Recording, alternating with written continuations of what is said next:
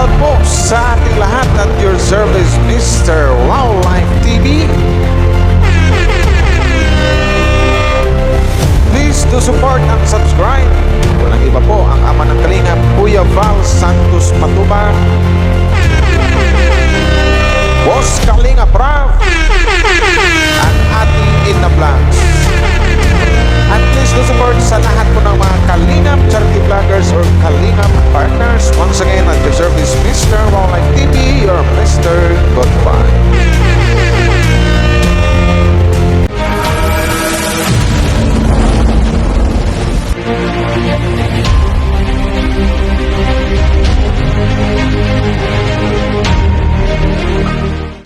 Hello guys, shoutout po sa inyong lahat, not magandang araw po. Hello po sa lahat po ng Team Kalingap dyan. Shoutout po sa inyo.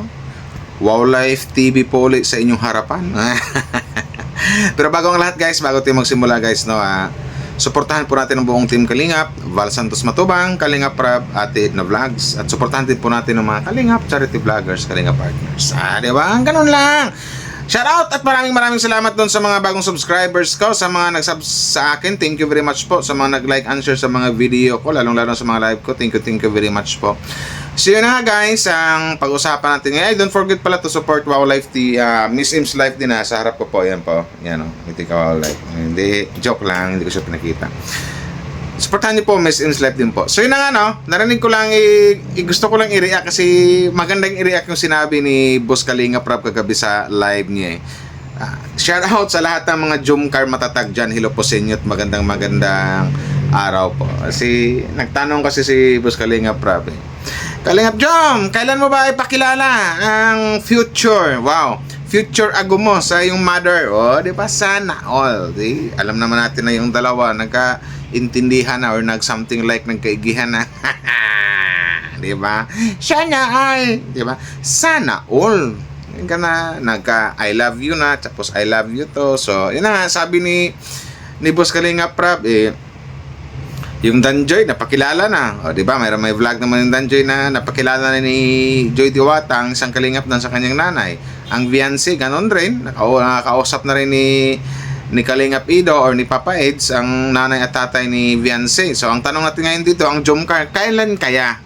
Yun ang tanong natin dito sa Jomcar o kay Papa Joms. Kailan daw Papa Joms ipikilala mo ang iyong future agom? I think agom or future agom, parang future asawa, no? Something like that, na ganyan. Asawa or jowa ba? Comment down below guys kung ano yung ibig sabihin ng anong ibig sabihin ng agom. So, sana nga mangyari na yung no?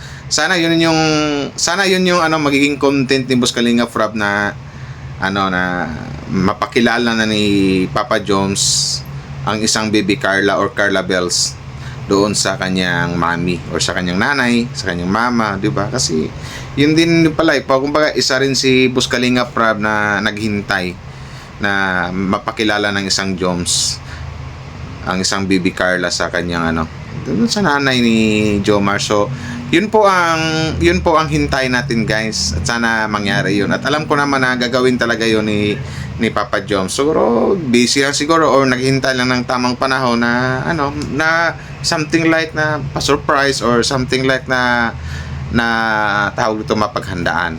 Di ba? Yun na lang yung hintayin natin na ipakilala na ng isang Papa Joms ang isang baby Carla sa kanyang mother or sa kanyang mother. So kasi marami nang naghihintay kasi yun na nga yun lang yung bukod tanging tinawag ni Boss Kalinga Prab na agom, future agom na itong Jomcar, si Jomar at saka si Carla Bells. At saka sa napansin ko ngayon ang isang Carla Bells o ang isang baby Carla parang nagpapasexy na Wildlife nagpasexy na isang baby Carla, sexy body na rin. Sana all. Kasi alam naman natin na basta for me sa mga nalaman ng mga Jomcar matatag fans, para din sa akin, para sa lahat, na parang something like na sila na talaga. Kasi ando na yung I love you at saka I love you to from situationship, from kaibigan to situationship to umami na inyo, then for how many hours na talagang I love you to. So alam na this. So about naman dun sa mga about naman doon sa mga basher o something like na, alam na natin na maraming basher ngayon ng buong Team Kalingap. Lahat ng love team mapa Jomcar, mapa Edsy, mapa Danjoy, maraming gumagawa-gawa ng kwento, di ba? Ang nauna pa nga dyan nagawa ng kwento si Jomar, sumunod si Ido, tapos ngayon sunod si Kalingap Dan. Ganun talaga.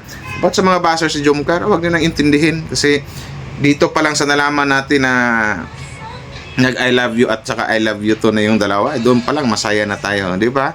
So, yun na lang hintay natin guys, no? Dito sa ano na to na mapakilala na ng isang Papa Joms ang kanyang future agum nga, ika nga ni Boss Kalingap Rap, mapakilala na sa kanyang sa kanyang mami or sa kanyang mama na, mami, ito nga po pala aking magiging future agum. Sana all, di ba? Ang isang baby Carla po, Carla Bells, ito na po yung pinakamamahal kong babae. So alam ko naman 100% matutuwa rin ang mami ng isang Papa Joms kasi sa wakas nagatagpo na si Papa Joms na yung babaeng karapat dapat talaga sa kanya. Na alam naman natin na mahal din ang isang Carla ang isang Papa Joms. At ganon din si Carla na swerte din siya sa isang Papa Joms at nakatagpo siya ng isang lalaking katulad ni Papa Joms na mapagmahal din at marunong maghintay, di ba? 1 year din yata naghintay si Papa Joms eh. Mga ganon. So, yun na lang iwit natin guys na kung kailan ipakilala ni Papa Joms si Carla sa kanyang mother or sa kanyang mama or sa kanyang mami, di ba? Kasi talagang nakakatuwa rin 'yon. Napakasarap panoorin no na yung para ngayon kinikilig na ako sa sa Jomcar Matatag na yung tipong mangyaring magpakilala na yung anong tawag ni Wow Life?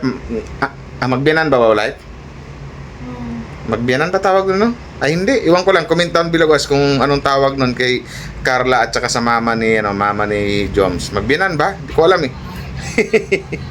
Pero nakakatawa kasi pati nga si Boss Kalingap Rap parang gusto niya mangyari na kasi nagtanong na si Boss Kalingap Rap, Papa Joms, kailan mo ipakilala ang iyong future agom sa mother mo? O, di ba? Dami naghihintay kasi ulitin ko, ang Danjoy napakilala na doon sa nanay ng babae, ang Viance napakilala na rin doon sa nanay ni di ba? So ang hindi na lang nangyari or na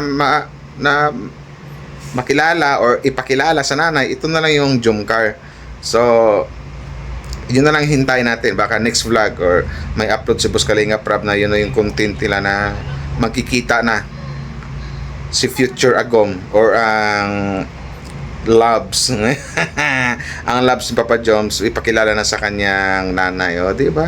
Nakakatawa yun. So yun na nga guys, no? So yun na lang po ang hintayin natin. So tungkol naman sa mga bashers, hindi na kailangan nating pansinin yung mga bashers pagdating sa Jomcar kasi wala na finish na, alam na nga nagmamahalan yung dalawa. Doon sa mga naninira kay Jomar, wag niyo nang bigyan ng panahon.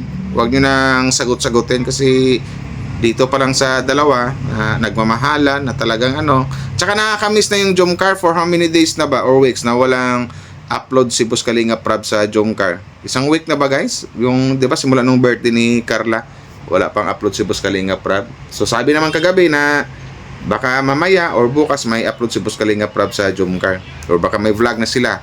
So yun na siguro, baka yung vlog na yun yung na siguro mapakilala na ni Papa Joms si Carla doon sa kanyang mami or sa kanyang mama. So yun na lang po yung hintayin natin at sana nga matutunghayan natin yun. Hintayin na lang natin, antabayanan na lang natin. So yun lang, si future agom, ang sarap kasi pakinggan future agom, di ba? Future asawa, future wife, sana all Papa Joms, di ba? So yun lang guys, hanggang dito na lang, hindi ko napahabain tong vlog ko for Jomcar Matatag fans. Mega love shoutout po sa inyo at maraming salamat po sa mga bagong subscribers po sa aking channel dito sa Team Kalingap. Thank you very much po sa mainit na pagtanggap sa akin, kaya hindi ko magsasawang magpasalamat sa inyong lahat. At yun na nga, basta stay positive lang, huwag pansinin ang mga bashers. Ako lang papansin sa mga bashers pag below the belt na yung mga tira sa mga minamahal nating idolo like Jomar at saka kay Carla kasi alam naman natin na Lalong-lalo kay Carla na maraming naiinggit dyan kasi alam nyo na, maganda, may agum na, may sahod na, di ba? Maraming supporters, maraming nagmamahal, so marami ding naiinggit dyan. So, ganun lang ang buhay-buhay. So, hanggang dito lang guys, na. Maraming salamat po sa inyo. Maraming salamat sa mga nag-like and share at your service at your service, Wow Life TV. Maraming salamat guys. Babosh!